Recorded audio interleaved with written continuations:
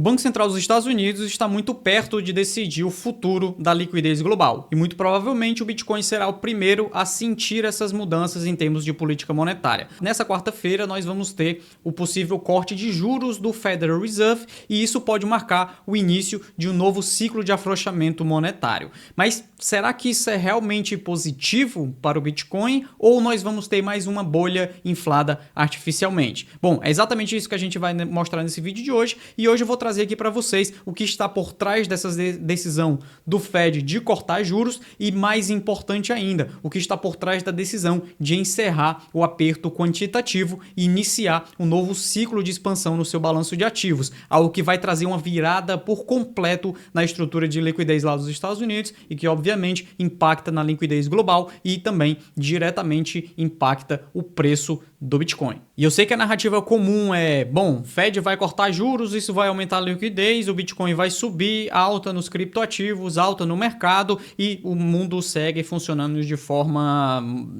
tudo bem. Só que o cenário atual não é exatamente igual àquilo que nós tivemos em 2020 e 2021. Hoje nós temos uma dinâmica muito diferente daquilo que foi naquele período, principalmente em termos de expansão de liquidez que nós vamos ver aqui no Fed a partir dessa semana, mas também a estrutura do sistema bancário está bem mais fragilizada do que foi naquele período, o que dá um espaço de manobra muito menor para o Fed executar esse tipo de política monetária. Por isso que a gente precisa entender não só a mudança na política monetária no que diz respeito a corte de juros e, obviamente, balanço de ativos, mas também em que tipo de cenário que essa mudança de política monetária ocorre. Hoje esse corte já é quase como um dado, aqui eu estou mostrando para vocês a probabilidade atual para esse corte de juros no dia 29, talvez se você estiver vendo esse vídeo depois do dia 29, essa decisão já pode ter saído, mas a maior probabilidade atual é que de fato nós tenhamos aí um corte de juros de 25 pontos base, levando a taxa de juros atual para ficar ali no range entre 3,75%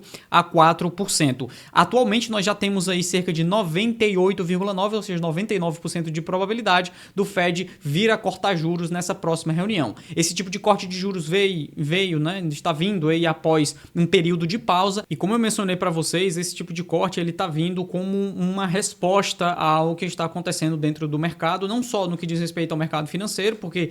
em linhas gerais, ativos continuam funcionando e operando de forma relativamente bem. Nós não tivemos nenhuma catástrofe, por mais que essa enxurrada de mudanças políticas, principalmente políticas comerciais do Trump, tenha trazido uma série de dúvidas para o próprio mercado, ele continua funcionando de forma contínua. Mas isso não é exatamente aquilo que está acontecendo dentro do sistema financeiro e não é o que está acontecendo dentro do sistema bancário. E como eu mencionei no vídeo da semana passada, essa estrutura de liquidez bancária em estresse é justamente aquilo que está trazendo essa perspectiva do Fed vir a adotar uma política monetária um pouco mais expansionista. Aqui eu estou mostrando para vocês basicamente as reservas bancárias, então aquilo que está dentro da posse do Federal Reserve, que fica depositado no Federal Reserve, mas é de reservas comerciais, de bancos comerciais. A última vez que nós tivemos cenário similar foi ali também no início de 2025 e depois nós tivemos também um período ali um pouco conturbado entre março e abril, que também atingiu muito perto dessa faixa de 3 trilhões de dólares e agora nós estamos fazendo a terceira, né, podemos assim dizer, entrada dentro dessa região, onde é historicamente tida como uma região de baixa liquidez bancária. Então, no momento onde bancos comerciais, principalmente, começam a trazer esse tipo de perspectiva, que estão buscando liquidez, mas não estão encontrando no mercado, isso revela que o Federal Reserve, que o Banco Central dos Estados Unidos, já entrou dentro de um processo de aperto financeiro, de enxugada de liquidez que está excessivo, entre aspas. E isso acabou refletindo diretamente nas ações de bancos regionais lá dos Estados Unidos. Como você pode ver nesse gráfico aqui, nós estamos vendo basicamente o fluxo de capital nas ações de bancos regionais lá dos Estados Unidos. E nós tivemos aí justamente nesse período, né, então nas últimas semanas aqui, a maior redução de capital desde 2023. Para quem não sabe o que aconteceu em 2023, nós também tivemos uma questão bancária de estresse de liquidez. Isso acabou fazendo com que alguns bancos acabassem colapsando. Nós tivemos aí o Silicon Valley Bank, que foi basicamente o principal banco comercial que acabou entrando em colapso por falta de reservas. Essas faltas de reservas forçaram o Fed a adotar uma postura mais emergencial, injetando liquidez e crescendo o seu balanço de ativos, algo que nós provavelmente vamos ver agora nas próximas semanas, e é bem possível que nessa semana a tonalidade de discurso do Federal Reserve seja justamente de entrada de liquidez, pausa no aperto quantitativo. Se você não sabe o que é esse aperto quantitativo e por que ele provavelmente vai adotar um afrouxamento quantitativo nessa semana, eu vou deixar um card aqui em cima. Na semana passada eu já expliquei essa dinâmica. Nessa semana o que a gente precisa entender é como é que essa execução de pausa no aperto quantitativo e entrada de um quantitative easing possível, por mais que não seja já imediato, não é algo que vai ser executado a parte do quantitative easing já de agora. É muito provável que o Fed pare a sua enxugada no seu balanço de ativos agora, corte juros e traga uma tonalidade, um discurso um pouco mais favorável à injeção de liquidez. Mas é importante lembrar que por si só o quantitative tightening encerrado não significa já a injeção de quantitative easing, ou seja, ele não vai comprar ativos. Entretanto, é muito provável que isso venha a ocorrer em algum momento nas próximas reuniões, porque no final das contas, somente encerrar a enxugada no seu balanço de ativos, que é o quantitative tightening, não é o suficiente para prover essa liquidez que os bancos comerciais e que a estrutura financeira atual precisa. Quando nós vemos a estrutura de liquidez atual do Federal Reserve, nós já podemos ver que nós estamos dentro de um período de contração de liquidez. Então, esse tipo de cenário favorece não só mais cortes de juros no futuro, mas também favorece que em algum momento nos próximos meses, nas próximas reuniões do Comitê de Política Monetária lá do Federal Reserve, ele venha a executar aquilo que nós conhecemos como compra de ativos para o seu balanço de ativos, que é conhecido no mercado como quantitative easing. É muito provável que o Fed adote uma política monetária mais expansionista, porque ele já está dentro de um período de contração. Então tenha muito cuidado com aqueles que dizem que o Fed está injetando liquidez, porque nesse momento ele esteve enxugando liquidez. Esse gráfico que eu estou mostrando para vocês aqui é basicamente o Fed Net Liquidity, uma forma de você rastrear a liquidez do Banco Central por meio aqui de três principais catalisadores, sendo eles o balanço de ativos, a conta geral do Tesouro e as reservas no Reverse Repo, que eu já expliquei também lá na semana passada. Inclusive, uma das coisas que esteve enxugando liquidez do mercado foi basicamente a recomposição da conta geral do Tesouro. Nós sabemos que atualmente o Banco Central esteve fazendo algumas operações para ajudar o Tesouro lá dos Estados Unidos a recompor o seu balanço, principalmente num período onde as reservas, então basicamente a quantidade de capital que está dentro da conta geral do Tesouro, que é para pagar a administração pública e que nesse momento está em shutdown, lá o governo dos Estados Unidos, boa parte das funções públicas ainda estão em shutdown, justamente enquanto eles estavam recompondo esse balanço. E para ficar bem claro, todas as vezes que nós temos uma recomposição de balanço como essa daqui, vocês podem ver que chegou um nível de reservas muito baixo, eles fazem essa recomposição, e esse tipo de recomposição, que agora já atinge próximo dos $1 trilhão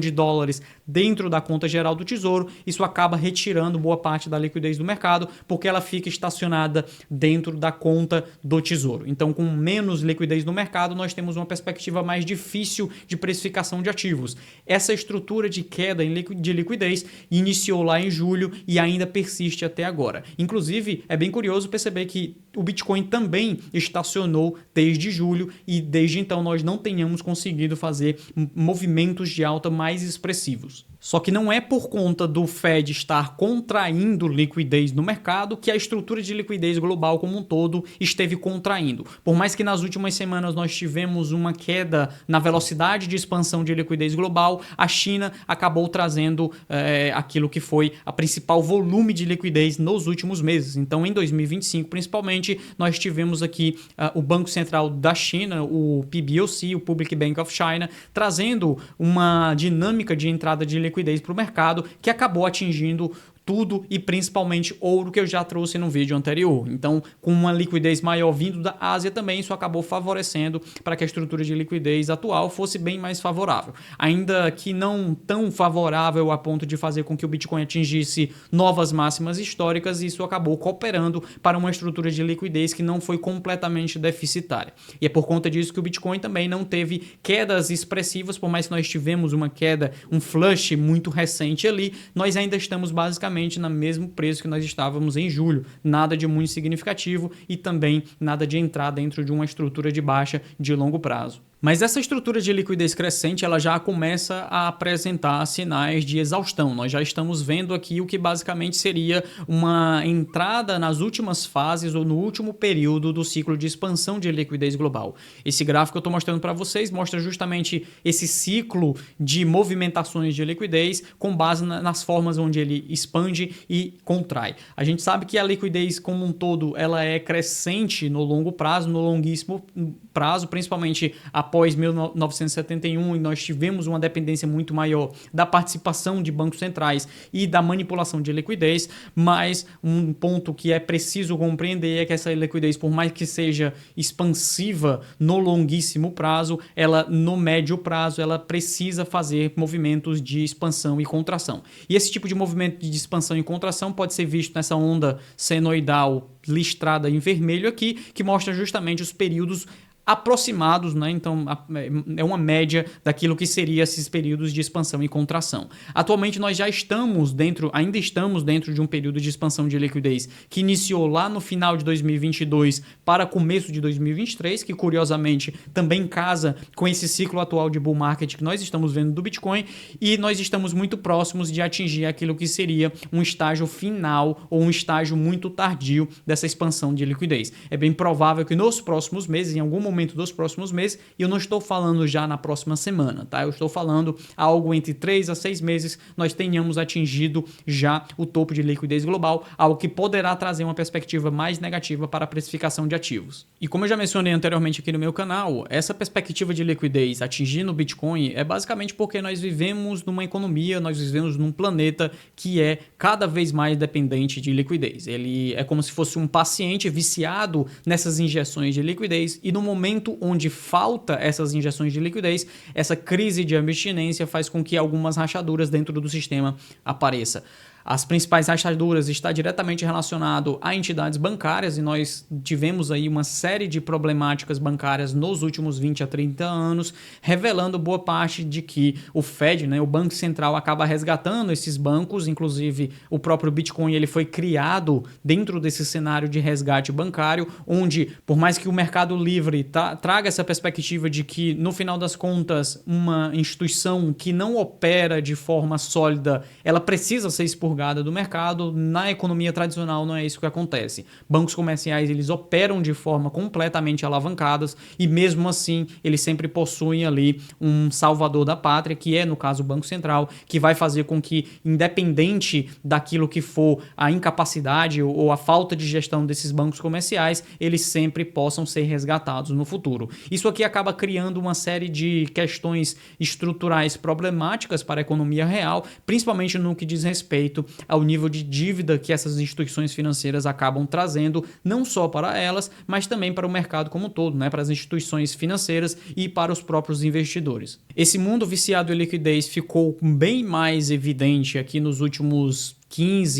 10 a 15 anos, principalmente após 2020, onde nós atingimos um nível de dívida em relação à liquidez doméstica muito alto. Então, de 1980 a 2010, mais ou menos, nós tínhamos aqui uma estrutura que não era muito, que a necessidade de refinanciamento era muito maior do que a liquidez ampla, né? Algo que nós temos nesse ciclo atual. No momento atual, nós estamos aqui numa dívida em relação à liquidez doméstica, tá? E basicamente o que eu estou mostrando nesse gráfico aqui para vocês é a quantidade de dívida existente nas economias e a quantidade de liquidez existente dentro dessas economias, porque no final das contas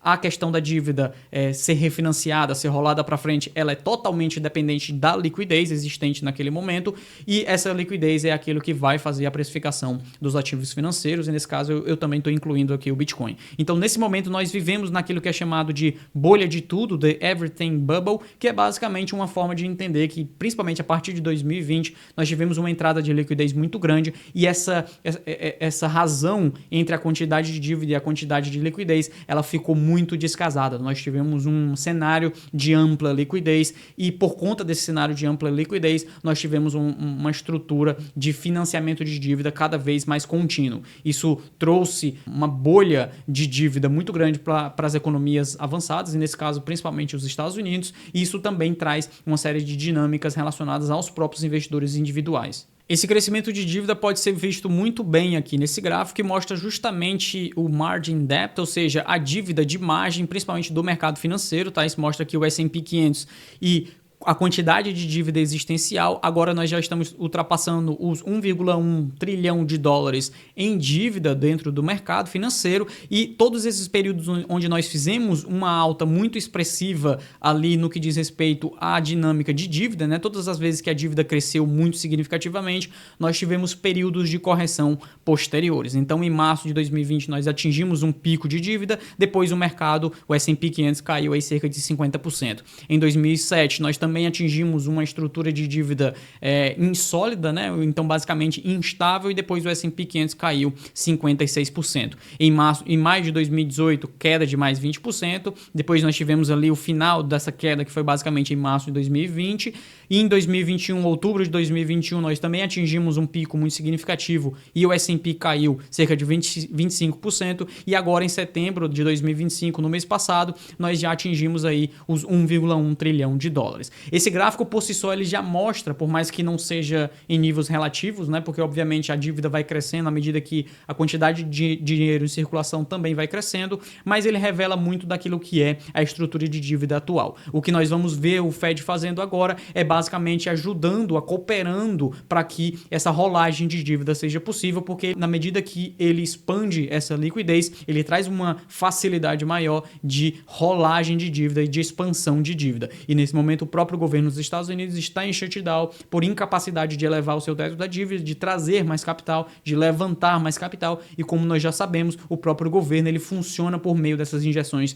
de liquidez. Quando falta essa liquidez no mercado, quando falta essa criação de dívida, o próprio governo para de funcionar. Isso revela muito do que é a estrutura financeira fiduciária. E aqui você pode ver que nós já estamos atingindo níveis insustentáveis, tá? Então, nesse momento, a dívida